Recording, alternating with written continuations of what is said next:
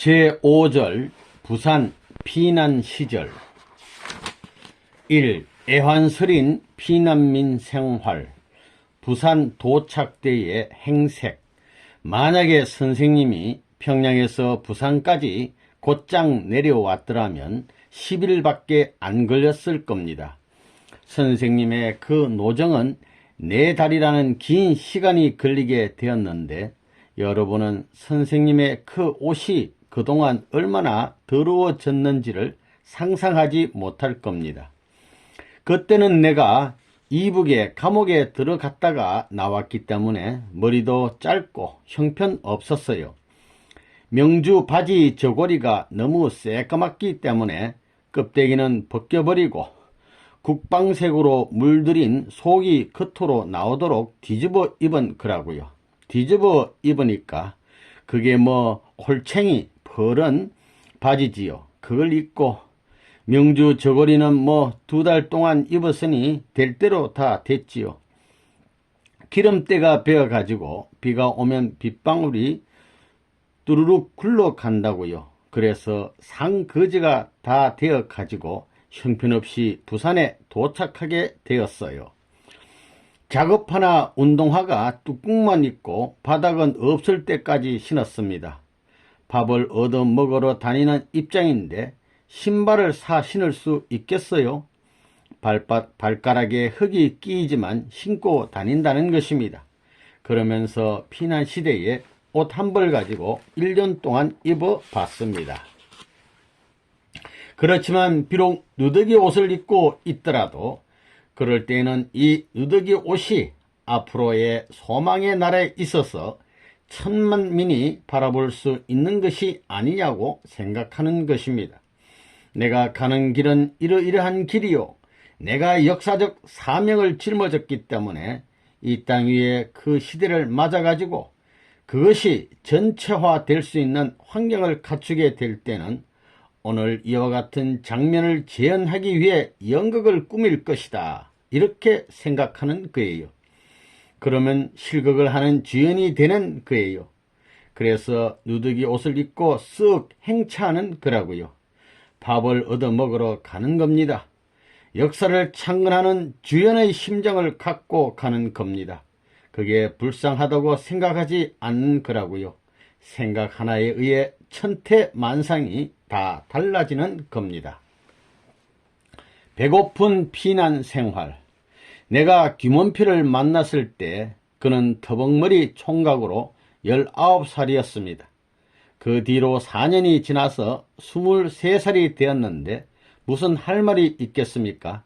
그래서 식당 보이도 시키고 별의별 일을 다 시켰습니다. 얻어다 주는 밥도 먹어보고 점심 대신 누룽지도 먹어보았습니다. 그렇다고 내가 밥 때문에 그랬다는 것이 아닙니다. 이렇게 별의별 일을 다 겪어보았다는 것입니다. 아주 극적이고 인상적이고 재미있었습니다. 추울 때는 사람들이 전부 다 양지로 모여듭니다. 그러면 얼굴을 찡그리며 가서 배가 고파 밥을 먹어야겠으니 사람 못살게 굴지 말고 제발 비켜달라고 합니다. 여러분은 아침도 먹고 점심도 다 먹지 않소. 우리는 아침도 못 먹었으니 아침 먹는 사람 박대하지 말고 저리 비키시오. 이렇게 해놓고는 양지 쪽에 삥 둘러앉아서 밥을 먹기도 했습니다. 그렇게 밥을 먹는 재미가 아주 좋습니다. 거기에는 남모르는 철학이 있는 것입니다. 사람들이 다 내 친구들입니다. 감정이 통한다는 것입니다. 선생님이 거지 노릇도 했다고요. 거지 노릇. 밥 얻어먹고 밥 얻어오는 데는 나 못 당합니다. 눈치가 빨라야 얻어먹는다고요. 사람을 보는 거예요. 돈을 안 주면 이야 이 녀석아 너 배포가 이런 거야 하고 기합을 주고는 우리같이 지나가는 사람을 후원해주면 좋을 거야 하는 거예요. 그래서 내가 환드레이징 조상입니다. 도움을 준 고향 친구. 부산의 길은 외통길이라고요. 팔도강산 사람을 다 만날 수 있습니다. 통길이기 때문에 일주일만 왔다 갔다 하면 다 만나는 것입니다. 그래 부산에 가서 적적하니까 그 통길을 다니다가 고향에 친구를 만났어요. 그 이름도 안 잊었어요. 우리 동네에서 먼데 있는 나를 아는 사람인데 길거리에서 나를 만나가지고 그때 돈으로 10,000원을 주던 생각이 납니다. 그래 나는 이걸 몇백 배로 갚아주겠다. 내가 한때 가서는 몇백 배, 몇천 배로 갚아줄 것이다. 이렇게 떡 생각하고 있는데 그 몇 대 후에 그 사람의 아내가 여기 통일교회를 찾아왔어요. 와가지고 아무 때에 우리가 문 선생을 이만큼 도와주었으니까 이제는 우리를 도와주어야지요 하는 거예요. 내가 아주 기분이 나빴다고요. 요사스럽게 여자가 나는 너희들의 아들, 딸을 먹여 살리겠다는 후덕하게 갚아주고자 하는 마음을 가지고 하늘 앞에 기도하며 만나기를 바랐는데 이렇게 요사스럽게 나타나느냐 이거예요. 얼마나 기분이 나빴는지 모릅니다. 그때 10,000원을 받았으니 그 이자를 계산해서 얼른 주어서 쫓아버리라고 했어요. 1년에 얼마씩 고리 대금으로 계산해서 주라고 했어요. 내가 일생 동안 그리워하고 선하다고 찬양하던 그 기준이 비난 시절에 있어서 제일 자극적인 생애에 있어서 기념할 수 있는 그런 표적이 몽땅 꺾어지니까 얼마나 기분이 나빴는지 모른다고요. 부두 노동과 초야 은신, 부산에 내려가니 인산인해가 돼가지고 어디 뭐 구멍 있는 데는 다 들어가 박혔고 어디 뭐 있을 만한 데는 처마 끝까지 전부 다 10,000원이거든요. 그러니 어떻게 해요? 밤에는 밤일을 나가는 거예요.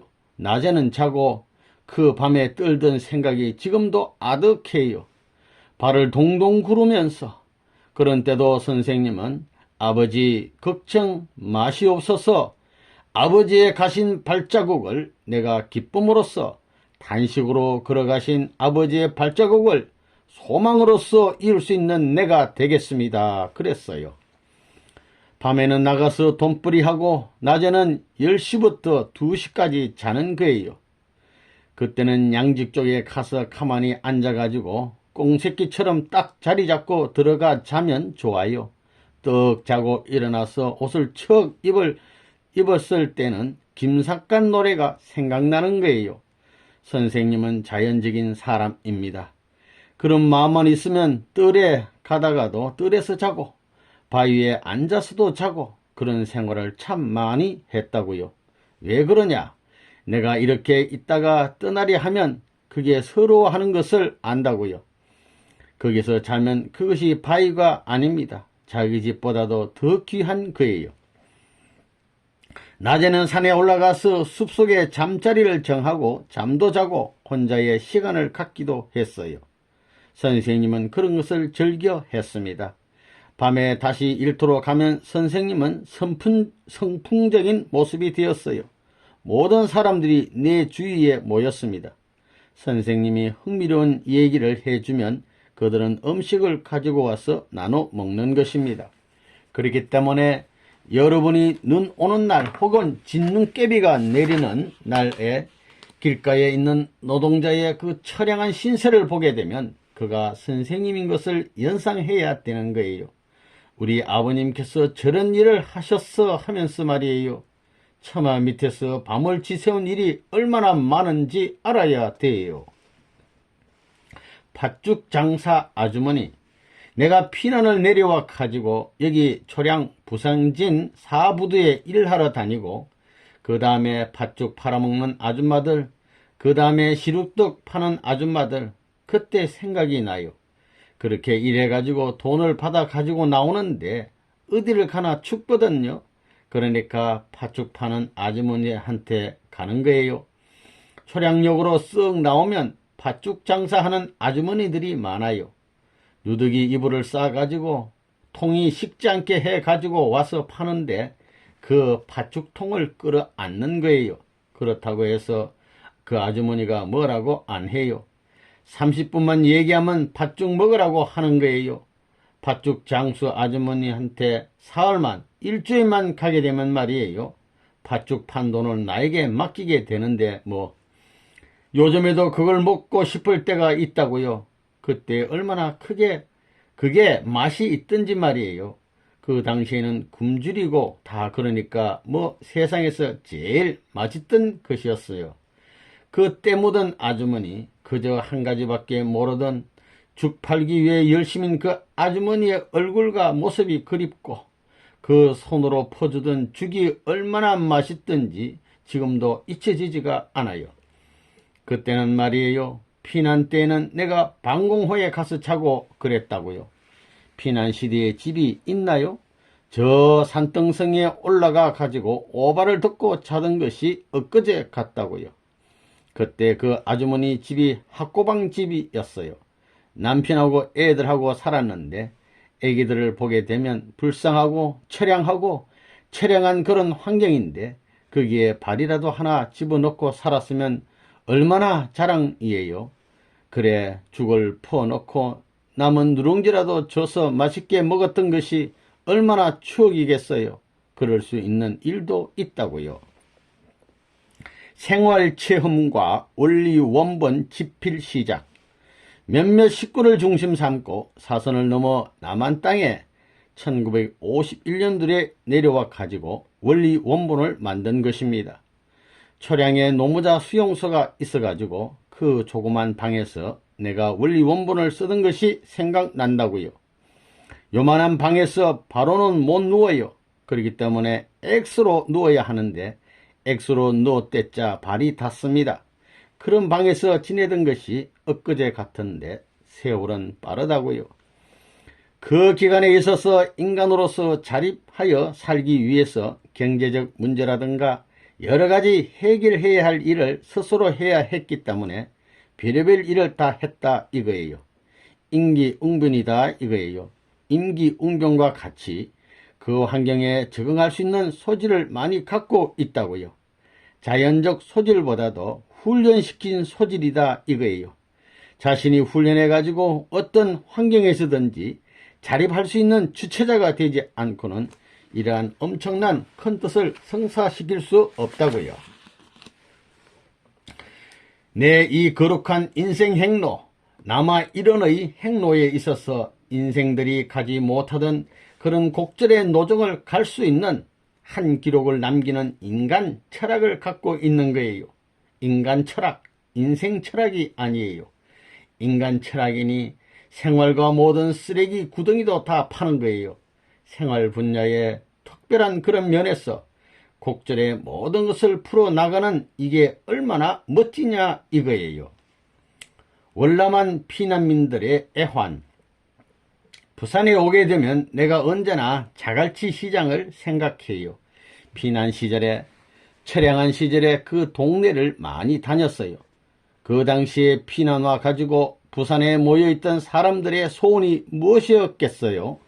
한 고향 안 바라던 사람이 있었겠어요? 기반 없이 기반이 있는 남한 사람들에게 와 가지고 여기에 붙어서 자기들의 생계를 위한 기반을 닦기 위해서는 남한에 사는 어떤 사람보다 어려운 자리에 처하지 않으면 안 되는 것입니다. 그것이 피난민의 생활입니다. 그렇게 출발해서 정착해야 되는 것입니다. 선생님도 하나의 피난민으로 와서 피난 생활을 했습니다. 그 과정의 곡절이라는 것은 참으로 비참한 것입니다. 어느 정도 비참하냐? 그것은 기반을 가진 남한에 사는 어떤 노동자보다 감옥에 들어가 있는 사람보다도 더 비참한 것입니다. 더구나 고향을 떠나 고향에 돌아가지 못하고 그 후손들 앞에 고향을 보여줄 수 없고 고향을 소개할 수 없는 자리에 섰다면 그게 얼마나 비참하겠느냐 이거예요. 그렇기 때문에 북한에서 온 사람들이 여기 와서 경제적 기반도 많이 가졌지만 스스로 북한 땅 고향으로 자기 자신이 돌아가게 될 때는 패자가 아니고 성자와 같이 성공한 사람과 같이 권위를 갖춰가지고 나타나고 싶은 것입니다.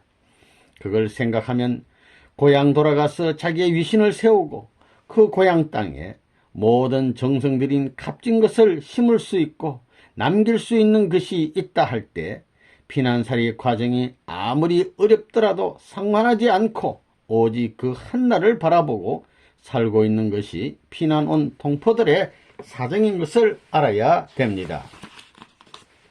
이 범내골 토담집에서 재출발 준비, 토담집 건축, 남한 땅에서도 부산 범일동, 거기에 그야말로 토구를 짓고 혼자 있으면서 제2의 출발을 준비했어요.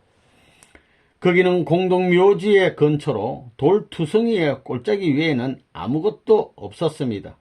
그런 한 곳에 선생님은 돼지우리와 같은 가 건물을 지었습니다.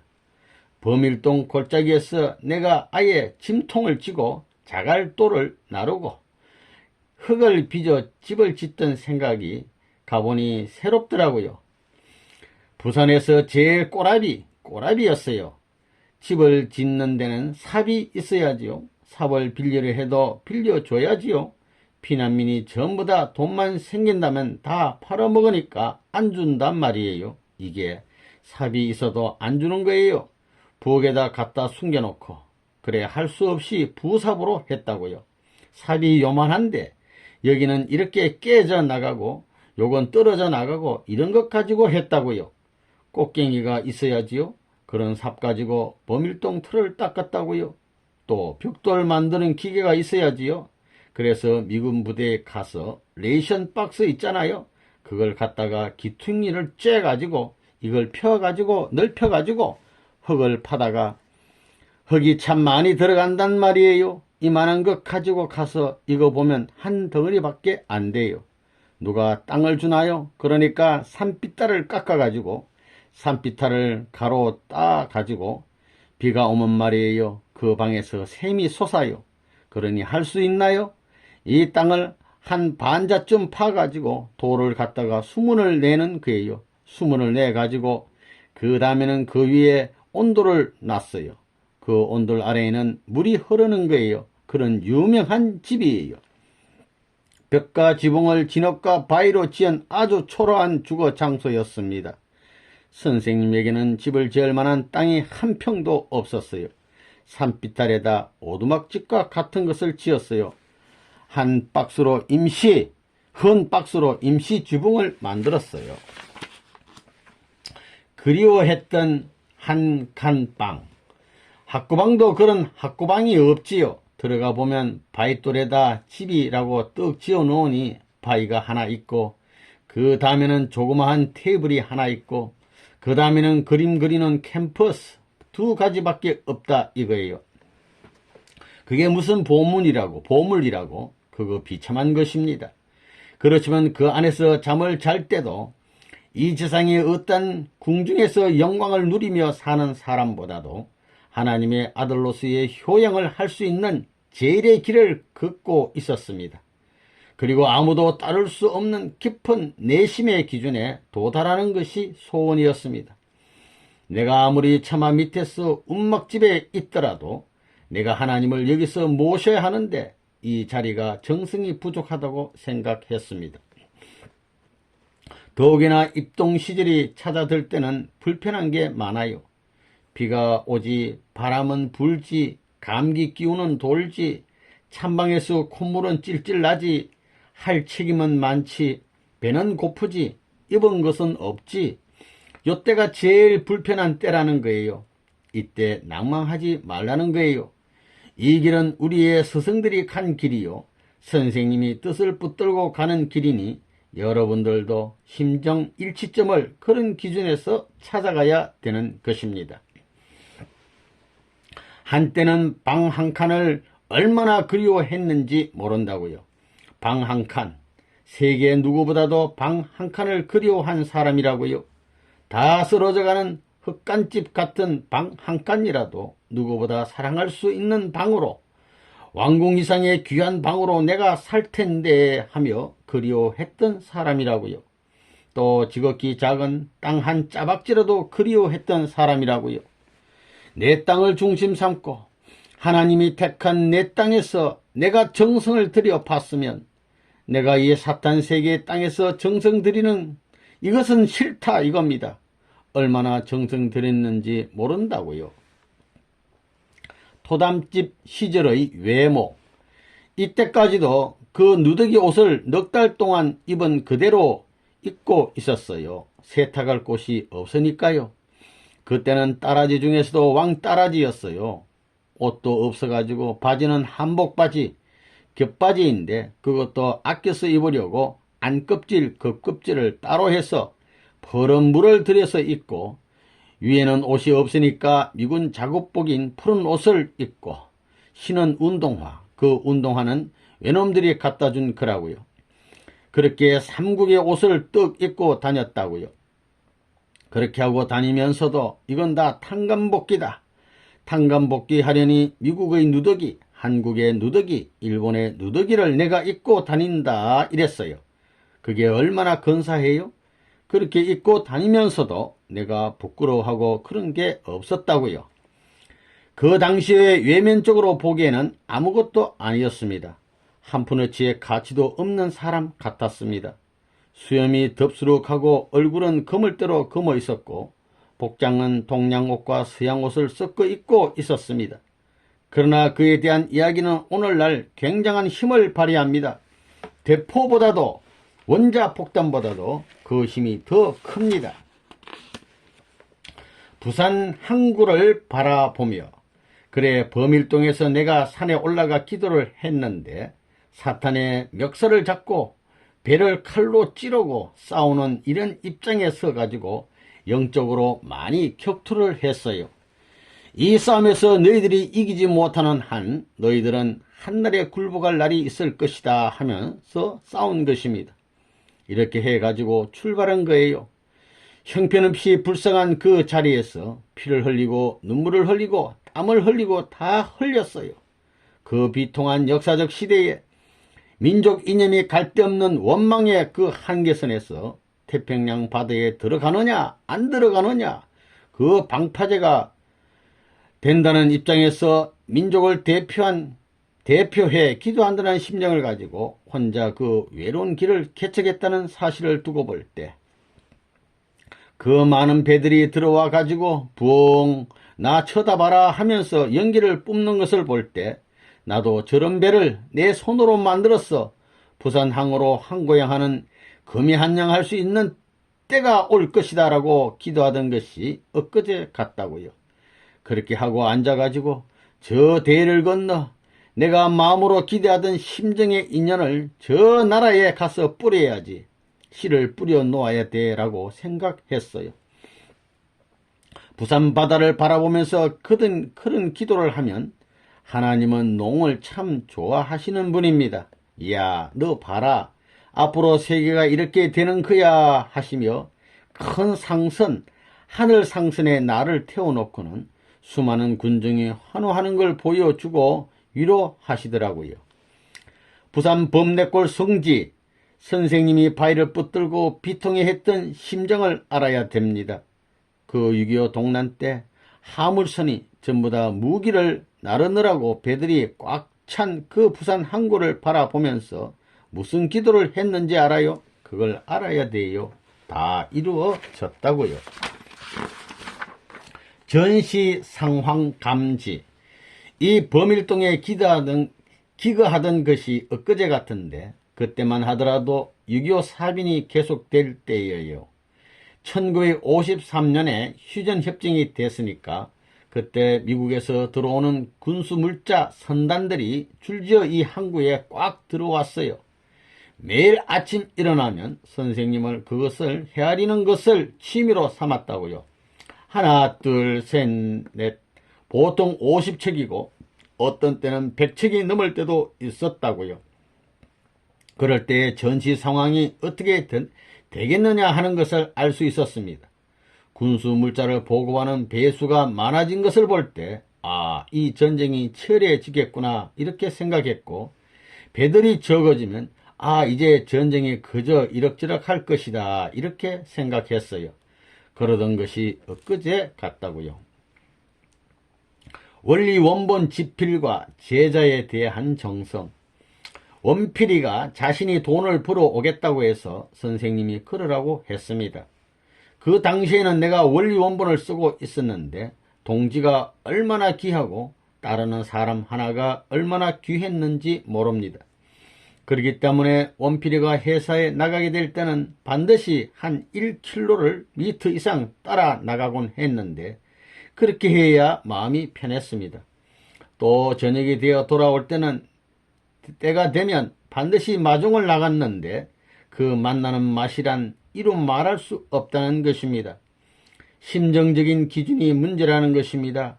심정은 그리움이 끊이지 않는 것입니다. 선생님은 원필을 데리고 범내골에서 살던 때가 좋았다고 생각합니다. 그때가 좋은 때였다는 것입니다.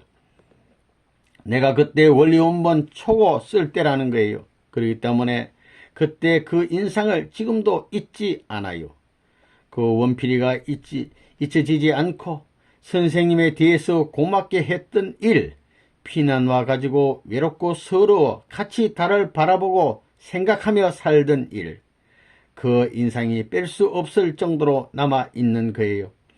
그때 원필이는 회사에 갔다가 집에 돌아오는 것이 자기 연인을 찾아오는 것보다도 더 재미있어 했다고요.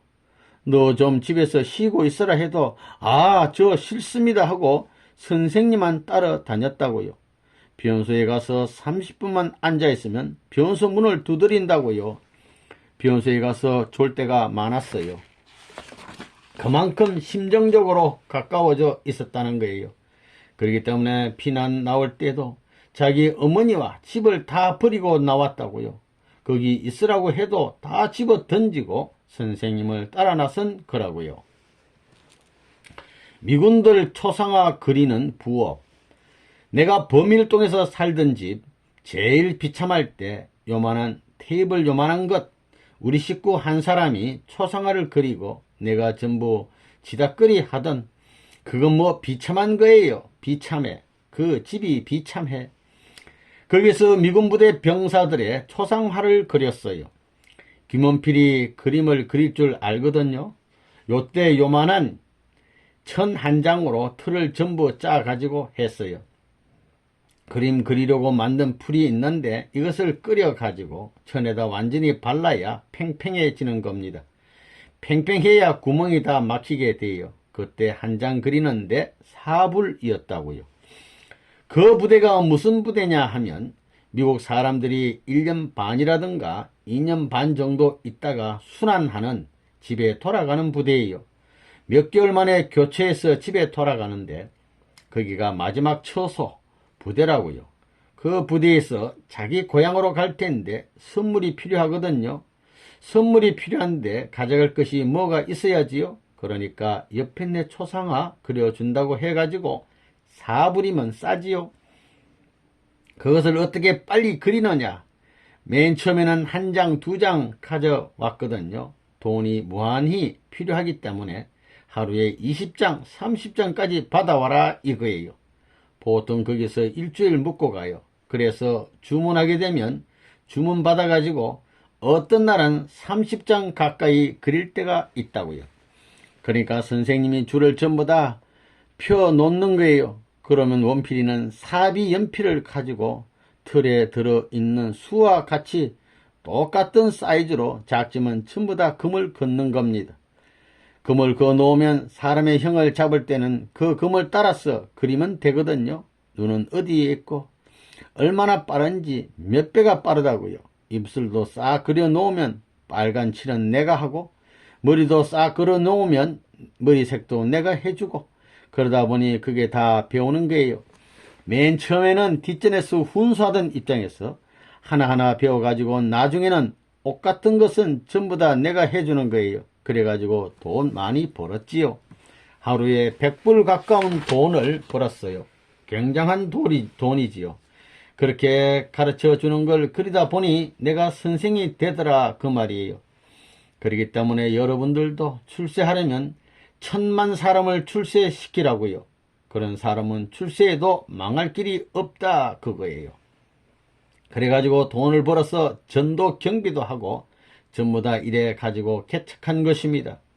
그렇게 번 돈이에요. 그렇다고 그 돈 가지고 내 자신을 위해서 쓰지 않았다고요. 미군 부대 목공 1. 선생님은 사진틀 같은 것도 짤 줄 압니다. 피난가 가지고 미군 부대에서 8개월 동안 목수 노릇 해 먹었다고요. 그걸 배운 게 아니라고요. 경험을 많이 했기 때문에 모든 이론보다 앞선다고요. 보통 사람은 전문가의 선배 노력하면 따라갈 수 있는 것입니다. 그들은 빨리 하지만 난 정성을 들여 천천히 한다고요. 목수질을 하는 것을 옛날에 내가 봤기 때문에 눈썰미 가지고 한 거예요. 그냥 안다고요. 첫날 가서 전부 다 한다고요. 건축 현장에 나가면 집 짓는 것이 뭐 어떻다는 것을 대본에 다 안다고요. 배워가지고 하나요? 사리를 비판해가지고 원칙을 따져가지고 하게 되면 전부 다 통하게 돼 있다고요. 식구 기다리는 그리움. 선생님이 부산 범일동에서 하나님과 인연될 식구들을 그리워하던 때에 선생님은 온갖 정성을 다하며 그들을 기다렸습니다. 영적으로 보면 그들이 오기는 오는데 실제로는 가까이 오지 않고 있었습니다. 그러니 때가 오기를 기다리는 수밖에 없었습니다. 그런데 한 감막이 터지지 않았다고요. 모든 사람들은 하나님의 사랑을 중심 삼고 그 갈 길을 찾겠다고 하는 거예요. 그런 것이 느껴진다는 것입니다. 그래가지고 이것이 터져나가기 시작하면 길이 열리는 거라고요. 그러기 위해서는 어떠한 탕감기간이 있는 겁니다. 자기 개인의 탕감기간이 있고 그 다음엔 동네 탕감기간이 있어요. 그 때가 아직 안 됐기 때문에 기다리는 때다 이거예요. 백지 한 장 가리워졌어요. 백지 한 장. 함성이 선생님 선생님 아버님 아버님 하고 부르는 소리가 들린다고요. 수많은 군중이 부르는 소리가 들린다고요. 요 구멍만 뚫어 놓으면 터져 나올 것 같은데 여기에 막이 가려져 있다 이거예요. 그것이 1년 2년 해가 가면 점점 가까워진다고요. 그럴 때 하나님이 사랑할 수 있는 아들, 딸을 만나고 싶은 마음이 얼마나 그립겠느냐.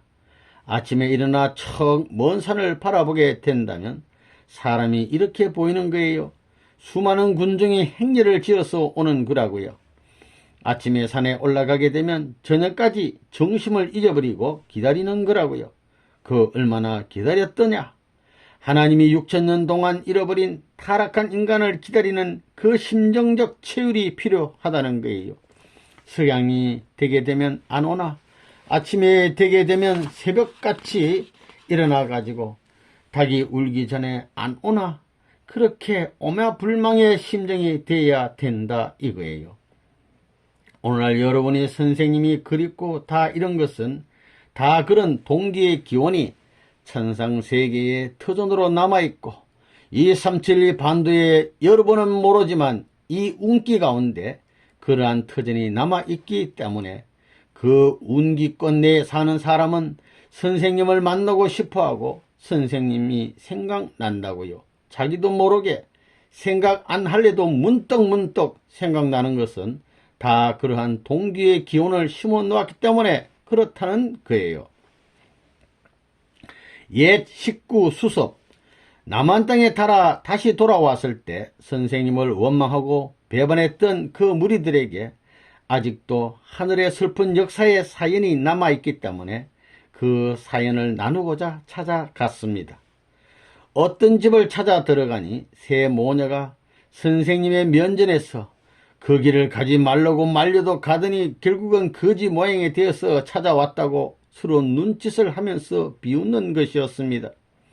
선생님이 그 집을 찾아간 것은 밥이 그리워서 찾아간 것이 아니라 천적인 인연을 중심 삼고 같이 눈물을 흘렸고 같이 사연을 나누었던 하늘의 인연이 있었기 때문에 그 인연을 거룩하게 심었으니 심은 것을 거룩하게 거두어드리겠다는 마음을 가지고 찾아갔던 것입니다.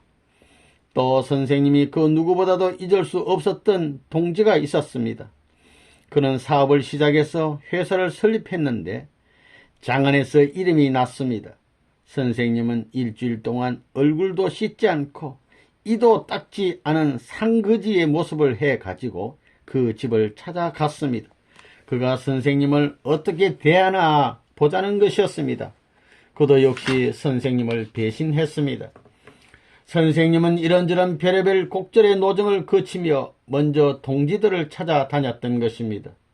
남들 같으면 다시 남한 땅을 찾아왔으면 처자를 먼저 찾아가는 것이 인지상정이겠지만 선생님은 동지부터 찾아갔던 것입니다. 가까운 동지로부터 찾기 시작해서 먼 동지까지, 또 이북에서 선생님을 따르던 식구들을 비롯해서 선생님과 인연된 동지들을 찾는 데에 2년이 걸렸습니다. 이게 성도 할머니는 그것을 압니다. 그들을 다 찾은 후에야, 찾고 찾아서 그들을 다 만난 후에야 집으로 연락을 했습니다. 하늘은 이렇게 찾아오는 것입니다. 남은 사람이 원필이, 지성도 노친네, 옥세연 노친네예요. 이교환씨 같은 이는 남한에 있을 때 옛날부터 아는 사람이고, 그 사람들 중심 삼고 이남에 나와가지고 범일동에서부터 교회 출발한 거 아니에요? 그때 출발할 때는 전부가 반대지요. 전부가 반대한 것을 이북에서부터 남한까지 탕감 조건을 세우면서 세계적 기준까지 탕감할 수 있는 기반을 닦아 나온 거예요. 원리 원본 탈고와 전도 개척. 여러분 동네에 원리책을 갖고 갈 때는 지나치리만큼 소중히 하고 가지 않으면 안 됩니다. 만일 이 책이 한 권밖에 없다고 생각해 보라고요. 그러니 선생님이 이 책의 원고를 초잡을 때 그 원고의 관리를 얼마나 심각하게 했는가 생각해 보라고요. 만일에 그게 없어지고 내가 죽으면 어떻게 되겠느냐. 세계가 왔다 갔다 한다고요. 세계가. 여러분 그런 걸 생각해 봤어요? 혼자이면서 그때 내가 원리 원본 쓴 것을 뿌릴 때 그걸 누가 혼자 그렇게, 이것이 세계의 영적 양식이 되고 만민이 취향할 수 있는 원리의 말씀인 줄 누가 알았겠어요. 선생님이 처음 부산에서 떡길을 출발할 때 다른 사람과 같은 사람과 그 모습은 같았으나 내적으로는 큰 차이가 있었습니다. 비록 옷은 남루하고 밥은 굶는 처지에 있었지만 생각만큼은 이 세계를 정복하고 하늘나라를 꼭 이루겠다고 했고 그럴 수 있다고 큰 소리를 꽝꽝 쳤습니다. 맨 처음에는 범일동에서 집을 짓고 세 사람이 모여서 전도하고 기도하고 그랬어요. 그때 그 사람들을 만나서 얘기할 때는 선생님이 이 세 사람을 놓고 기도한다고 생각하지 않았어요. 지금 이 사람들에게 얘기하지만 현재 수억의 기독교인과 수많은 인류를 대해서 얘기하는 것이라고 생각했어요. 그 동네에 우물이 있었는데 거기에 물을 길러러 온 사람들이 저 집은 싸움을 안 한다고 소문이 났는데 요즘 싸움을 한다고 이상하게 생각한다는 것입니다. 차려입은 모습을 보면 형편무인지경이고 또깨비가 나올 것 같은 그런 집에서 살지만 세계를 한 주먹에 말아먹고 하늘 땅이 뒤집어지고 한국이 한꺼번에 세계를 다 통일한다고 하는 엄청난 얘기를 하니까 소문이 난 것입니다. 저 동네에 가 보았더니 우물에서는 말이 없던 그 사람이 굉장하더라 이렇게 소문이 나니 사람들이 자꾸 모여들 것 아닙니까? 어떤 때는 무슨 신학교에 다니는 사람들이 와 가지고는 역사상에 당신보다도 훌륭한 사람이 많이 와서 통일 세계를 꿈꾸었는데도 다 이루지 못했다. 그런데 여기에서 당신이 통일하겠다고 하는 것입니다. 그때 내가 얘기를 하다가 가만히 생각해도 참 처량했습니다.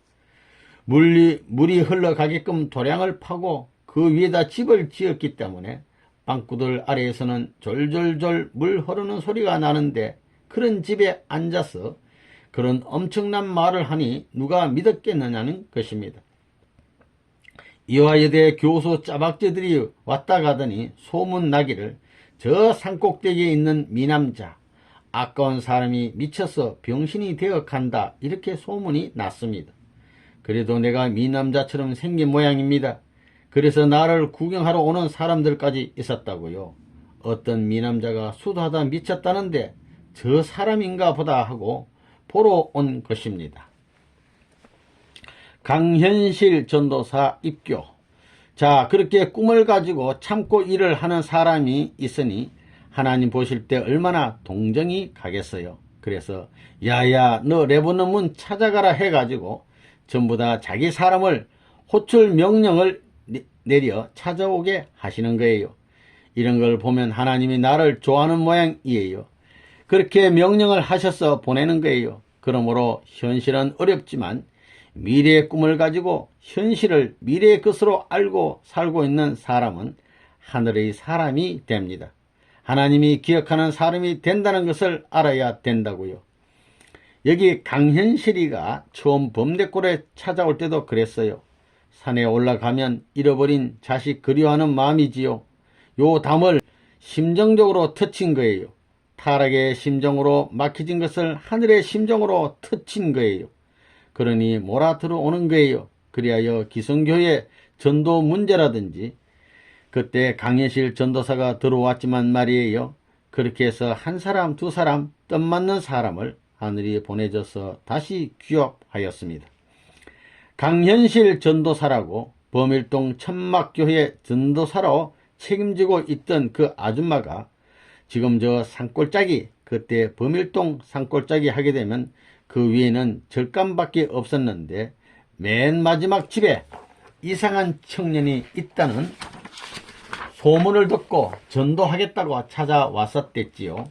찾아와가지고 방문할 때의 내 모습은 이렇게 삼청옷을 입고 있을 때 찾아오던 것이 엊그제 같다고요. 그래서 그때 말씀했는데 하나님이 역사에서 매일매일 찾아오게 된 거예요. 그러다가 그 교회를 버리고 통일교회 믿을 결심을 하였습니다. 이래서 영계에서 전도하는 거예요. 영계에서. 그렇기 때문에 가다가 발이 붙어 가지고 못 가게 하면 일이 들어가고 이런 전도했습니다. 통일교회의 기원이 그래요. 성경에 있는 이상의 내용이 있어요. 별의별 이적 기사의 길을 통하면서 나온 거예요. 성진님 모자와의 죄해. 내가 이남에 나왔을 때는 성진이와 성진이 어머니가 어떻게 지내는지를 다 알고 있었다고요. 어디에 가면 반드시 만날 수 있다 하는 것도 알았지만 안 갔다고요.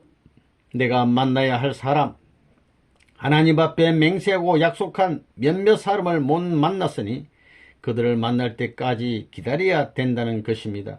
그 사람들을 만나자마자 연락을 한 것입니다. 연락을 하니 대번에 왔습니다. 세상적으로 보면 내가 남편이라는 사람인데 자식이 7살이 되었어야 만난 거라고요. 그때는 식구들과 같이 지내던 때였습니다. 할머니들을 데리고 있던 때였습니다. 그런데 내 아들이 왔다고 내가 기뻐하며 맞이했다가는 조건에 걸리는 것입니다. 아벨은 누구를 통해서? 가인을 통해서 소개받아 가지고 사랑해야 됩니다. 가인이 오냐 너가 성진이냐 해가지고 선생님 성진이가 돌아왔습니다 해서 품고 사랑의 표시로 하나 되어 맞이해야 됩니다. 이것이 원리의 법도입니다.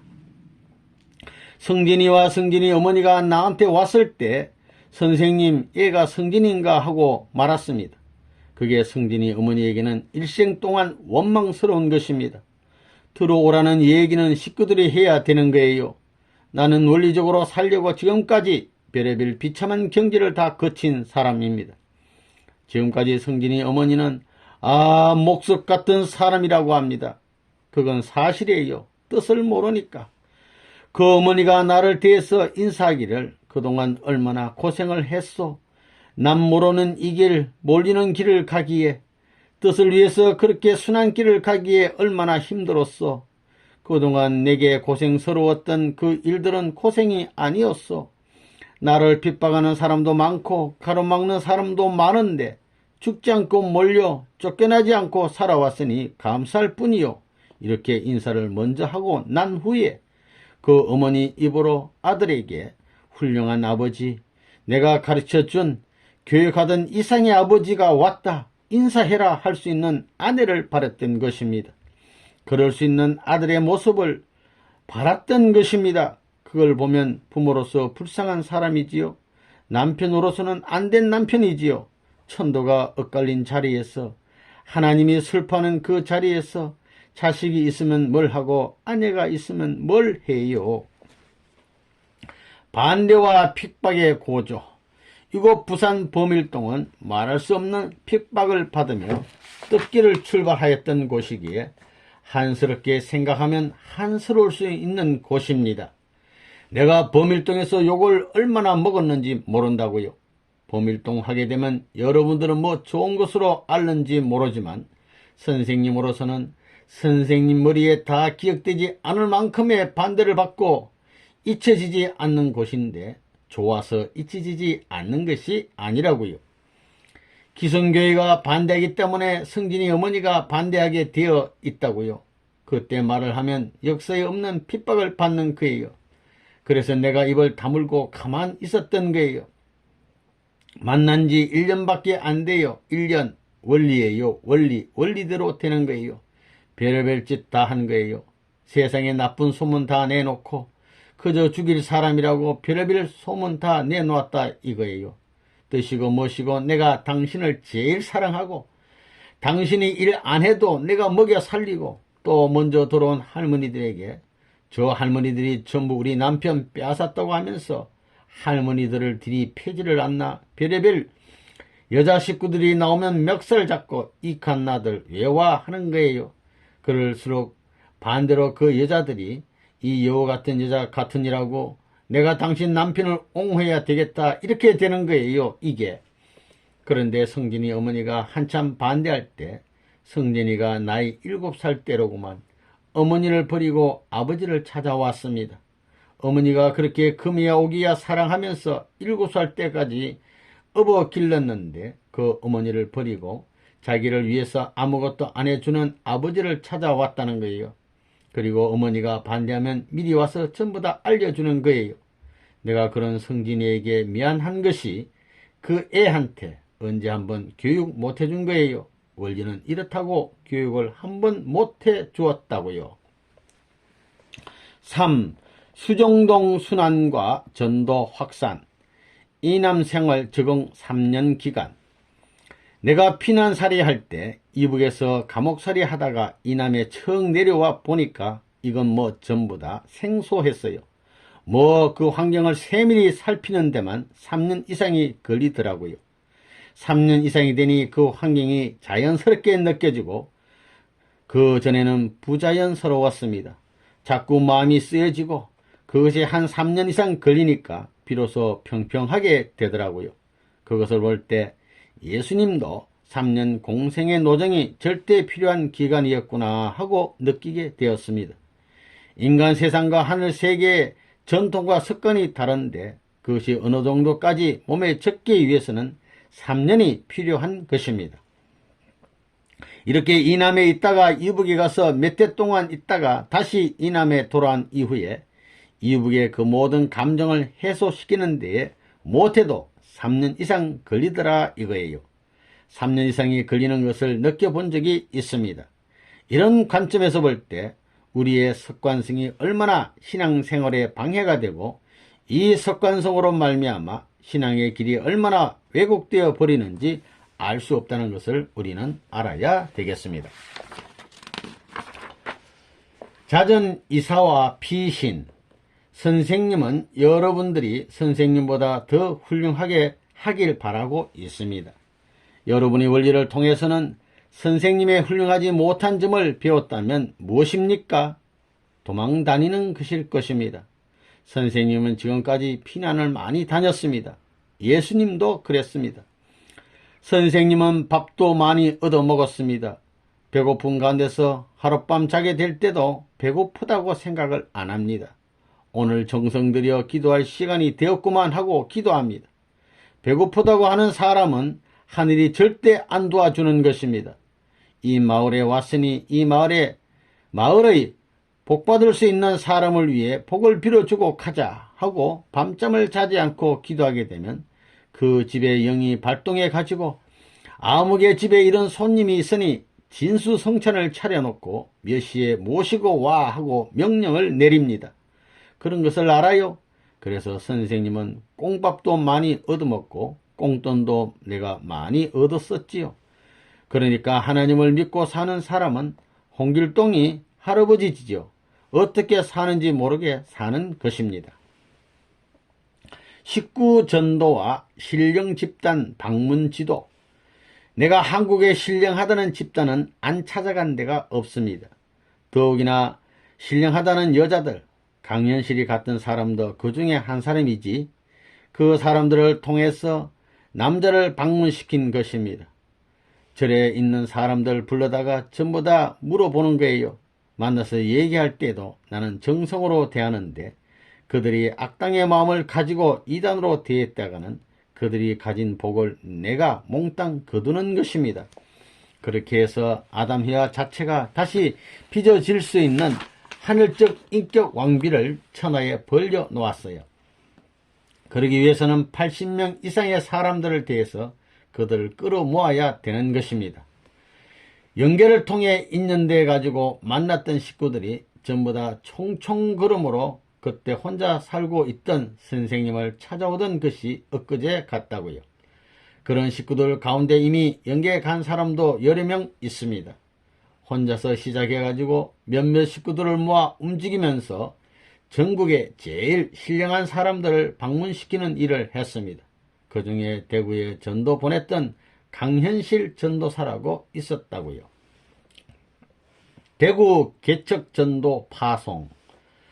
당시 예를 들어보면 그때 저 고신파에 다니는 극렬분자 부인 전도사가 통일교회에 넘어왔다고 해서 고신파에서 한상동 한명동을 중심 삼고 그 일파가 전부 다 똘똘 뭉쳐서 문아무개라는 것이 이리때다 이단이다 하고 야단하고 그랬다고요. 그런 판국에 대구는 남한의 예루살렘이라는 지역이기 때문에 대구에 전도 보냈습니다. 보낼 때 아무것도 없이 내보낸 거예요. 여비도 안 주고 어떻게 하든지 가서 전도하라고 내보낸 그때의 사정이. 그러니까 연계에서 전부 다 역사를 많이 했지요. 대구에 갔는데 갈 곳이 없으니까 연계에서 코치해가지고 만날 사람을 만나게 해서 대구 교회의 시작이 벌어진 것입니다. 그런 사연들이 있어요. 그래서 원래 전도 보낼 땐 돈 같은 것을 다 뺏어가지고 보내야 된다고요. 사실은 돈 믿고 가는 게 아니라고요. 돈이 있으면 돈을 믿는 거예요. 돈을 믿고 다닌다고요. 돈보다도 하나님을 믿어라. 예수님 당시에 제자들한테 돈을 가지고 가지 말라는 것이 그냥 그대로 현실에서 적용되고 그냥 그대로 하나님은 지금 살아계셔서 그런 사람들이 가는 길을 보하는 것은 그것을 틀림없이 여러분들도 체험할 것입니다. 그래 돈을 가지고 가게 되면 내가 쓸 돈이 아니라 전달할 돈이다. 그렇게 생각하라고요. 전달할 돈, 저 사람들에게 주기 위해서 가지고 간다. 그렇게 생각해야 된다고요. 그러면 반드시 여러분의 가는 길은 축복을 받으리라 생각한다고요. 이 목사, 지금도 이 목사가 찾아가야 돼. 옛날같이 목사들을 찾아가 가지고 그분을 소화시켜 나를 형님같이 모시고 따라오게끔 해야 돼. 복귀 길이 그렇게 되는 거예요. 이 목사가 몇 살이에요? 힘이 안 나다가도 말씀을 하다 보면 전부 다 은혜로우니까 힘이 난다는 거예요. 그러다 보니까 저렇게 안 늙었습니다. 마찬가지예요. 은혜 생활이 아니라 사랑 생활을 하기 때문에 내가 사랑을 주기 바쁘고 사랑받기에 느끼기에 바쁘면 안 늙는 겁니다. 한국 동란의 휴전. 한반도의 휴전선은 공산 독재 체제와 자유민주 체제가 대립하고 악편의 자익과 선편의 우익이 대결하고 있으며 유물론과 유심론이 무신론과 유신론이 부딪히고 있는 대치선인 것입니다. 한반도는 세계 축소형이요 세계는 한반도의 확대형입니다.